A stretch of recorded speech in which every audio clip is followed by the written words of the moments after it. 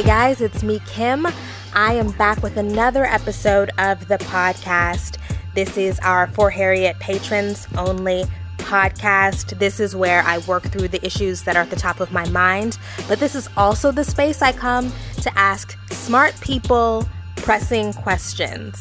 Today, I have lots of questions about fertility. You know, I'm 29 years old. I don't really want to have a kid, but I might in the future. There's been so many conversations about older women I look up to and admire and love, who've discussed their inability to get pregnant. And so I definitely wanted to be proactive about learning. I talked to Dr. Lori Hollins. She is a doctor based in Jacksonville, Florida, who specializes in infertility. She is a Black woman, you guys. By the time this conversation was over, my mind was completely blown. Dr. Hollins managed to fit so much good information into this 35-minute conversation. I was just awestruck. It is so good to talk to people who know what they are talking about. So let's go ahead and listen to Dr. Lori Hollins. If you want to get pregnant, if you want to have a baby, if now is not the time, just listen, because you will learn a lot. All right. Again, Dr. Hollins, thank you so much for taking some time to talk to me. Can you, before we really jump into this conversation, because as an almost 30-year-old woman, I have some questions, but I would like to know. I bet. I'd love to know what you do. Okay. So I'm a physician. I'm an OBGYN. And I did a subspecialty training in what we call reproductive endocrinology and infertility. So I trained as an OBGYN, 4 years of training after medical school, and then I did an additional 2 years of fellowship training in what we call endocrinology or hormones related to female reproduction and infertility. So that's what I do. And basically what I do on an everyday basis is what I call high-tech fertility treatment. So I see women who, for whatever reason, cannot get pregnant or have problems getting pregnant. And the definition of infertility is 1 year of trying without using any type of birth control method or protection. So that's basically what I do. I do things like what we call in vitro fertilization, where we basically give women fertility drugs and basically harvest their eggs. I do things like donor egg, where women donate eggs to a woman because her what we call egg reserve isn't very good. I do surgery for fibroids. So I do the gamut of what we call reproductive medicine, but I did train as a general OBGYN and actually did deliver babies for a fair amount of time before I actually did this fellowship training. Awesome. Okay, so my grandma had 11 children, 9 of them survived. Well, my maternal grandmother had 11 kids. My paternal grandmother had 8. You know, okay, I'm going to say she had 8. It seems that today women are having more difficulty having children, right? So like, I know that my maternal grandma, like, she got pregnant, like she sneezed and got pregnant, but I know so many women who are really having difficulty conceiving. So it's difficult for me to even imagine what has changed. Right. Well, I think the main thing that's changed is that women are waiting longer to have children. So my mother, her first pregnancy was age 18. Okay. So your grandmother probably had her first child at 16 or 17. And so nowadays people are waiting till they're at least their mid-20s, if not 30s, before they are attempting to conceive. And it's because of, going to school, lifestyle, finances, all those kind of things. And so I call it lifestyle infertility, in the sense that as women, we are made to have children when we're younger. So the prime childbearing ages are between 21 to maybe 35. Actually, fertility starts to decline at about age 28, actually. So I think the main reason that I see couples having problems is that they wait and don't start to have a family or don't even start thinking about having a family until they're, in their late 20s, if not early 30s. So that is probably the prime main reason I think that we're seeing such a rapid increase in problems with fertility. And also our society. I mean, our society does not promote childbearing in the sense that, our careers, we're trying to build our careers when we're in our 20s. And I didn't finish medical school at 26, didn't finish residency till I was 30. So I didn't get married till I was like 30 and didn't have my first child till I was 32. Thank God I didn't have a fertility problem, but that I think is the primary reason across all races, across all classes, is that people are waiting later to start a family. Your fertility starts to diminish at 28? Yeah, I'm not trying to scare anybody. Okay. It actually does. It actually does start to decline slightly at about age 28. So it's not. I give a talk to residents who are in training, and most people are in training are like in their late 20s, early 30s, and of course everybody's like frightened, But it actually does there is a slight decline in your late 20s, and then over the age of 35, there's a significant decline in fertility in that. Okay, so for example, if you're under the age of 30, your chances of getting pregnant on any given month are about 20%. So human reproduction is very inefficient. So at the end of the year, approximately about 85% of people will be pregnant. And in another 6 months, maybe another 5%, which leaves about 10% of people who are infertile. If you're 40, your chances of getting pregnant on any given month are only about 10%. And which means that probably at the end of the year, only about 50% of people who are 40 and over are going to be pregnant. Also, as you get older, there's an increased risk of miscarriage just because of genetic problems with the eggs. As our eggs get older, there's more genetic errors. So younger, anybody has about a 25% risk of having a miscarriage. When you're 40, the miscarriage rate is more like about 40%. So that is a normal process that happens throughout life. So what happens is, I always say black don't crack. So for example, black women, look wonderful, in our, 40s, 30s, but our eggs, everyone's eggs are old, basically. So if you wait until you're 40 to really start thinking about having a family, you probably have about a 60% chance of not getting pregnant and not having a child. So that is a huge thing that most people don't understand. But then they see Janet Jackson had a baby at 50, but we in the fertility world know that she probably had egg donation. Somebody probably donated an egg to her. So people say, oh, yeah, I have plenty of time. I can wait till I'm 50, et cetera, which is really not the case. And when I saw the thing about Gabrielle Union, I mean, she's 45 now, and I don't think she started fertility treatments until she was in her 40s. So it's unfortunate that she had all those miscarriages, but her chances of getting pregnant at 40 were very much decreased, even with the technology. Even though we have all this technology, we cannot change how old your eggs are. Wow. So we can do fertility treatments, but if you, there's all kinds of information on this that people don't know. But for example, if you go to the CDC website that talks about fertility programs all across the country and you look at the age, you will see that under 30, people have about a 50 to 60% chance of getting pregnant if they have to use technology. But if they're over the age of 40, their chances of getting pregnant are less than 10%. And over the age of 42, they don't even keep statistics because the chances of getting pregnant are less than 1%. So that is a huge thing that has been misrepresented in the media, that you have time. It's not trying to scare people. I mean, people do get pregnant. I'm saying they don't. But if you have to use technology to get pregnant over the age of 40, the chances dramatically decrease, especially if you want to use your own eggs.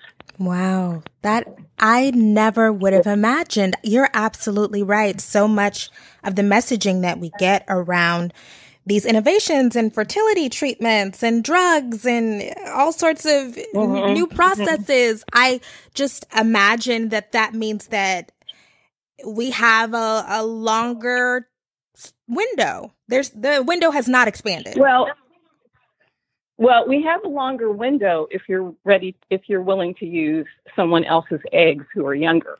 If you understand what I'm saying? Yes. Mm-hmm. So, for example, we do, the American Society of Reproductive Medicine does say that we can, up to the age of 55 in this country, we can help people get pregnant, but this with a younger woman's egg. So a younger woman under the age of generally under the age of 35 will donate her eggs to the woman. Your uterus works. A 70-year-old woman's uterus can work, but the egg quality and the egg number dramatically decreases. So yes, you can get pregnant at that age, but it will not be your genetic egg that will be used. And then also there is a decrease in male fertility as well, not as dramatically. But when an older couple, say if the woman's like 40 and the man's like 55 or something, there is a slightly increased risk of birth defects if the man is older as well. So age is huge. And one of the things that really bothers me that I see with African American women is they do not get referred to me when I can really make a change and I can really help.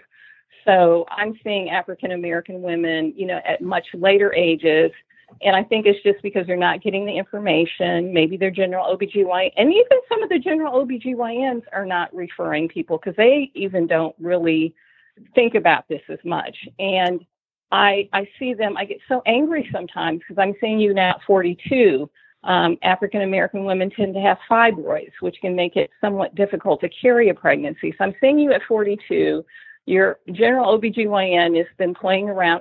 Don't say playing around, but has been doing things with you for like the last year. Generally, if you're over 35, we want to see you after 6 months of trying. So they've been seeing you for a year or two. You haven't come to me, and then you come to me at 42, and I'm telling you need to do egg donation. And you're like, your head is spinning. You know what I'm saying?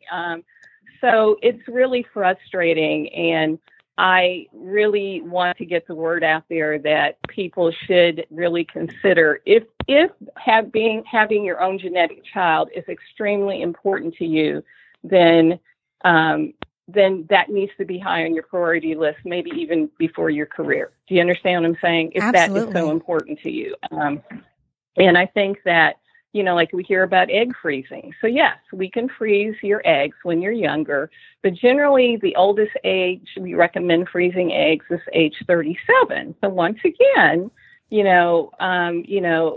don't recommend doing it before age 30.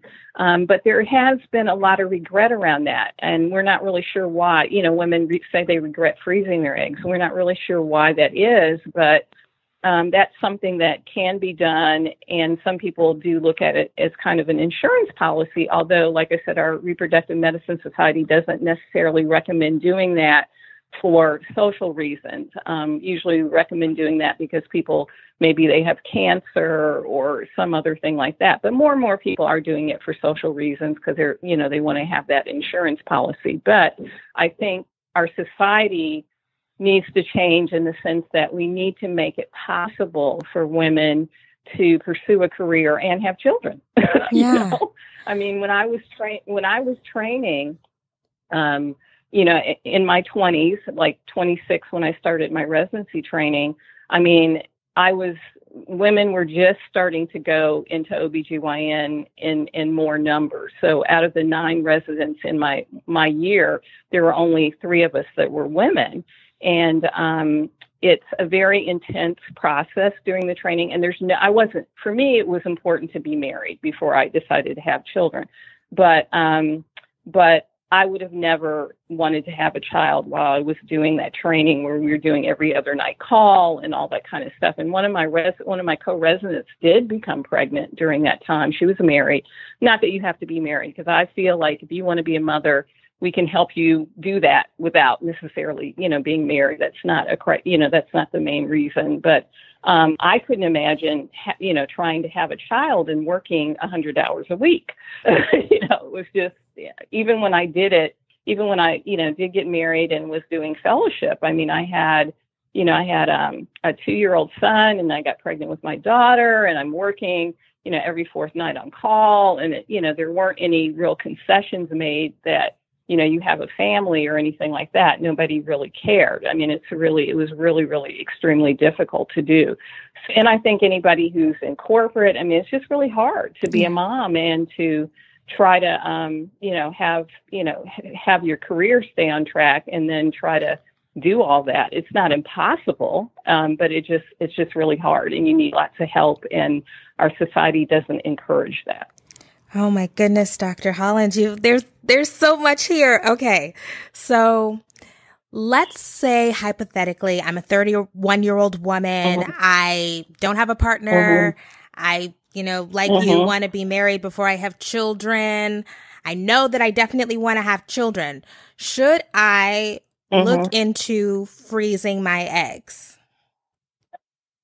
I would say this. I would say, give it a couple years. So like say, 31, I would say by 33, if you don't have a partner, and you're not, well, the other thing is you can do donor sperm. So I have a lot of single women who decide, and same-sex couples as well, who decide to do donor sperm.